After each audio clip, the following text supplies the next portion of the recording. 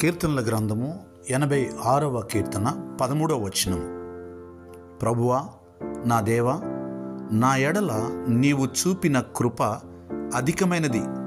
పాతాళపు అగాధము నుండి నా ప్రాణమును తప్పించి ఉన్నావు.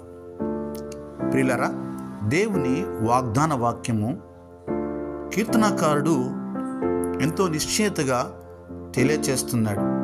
తన పట్ల దేవుని అధికమైన కృపను బట్టి తన ప్రాణము అగాధము నుండి, పాతాళము నుండి తప్పించబడిందని.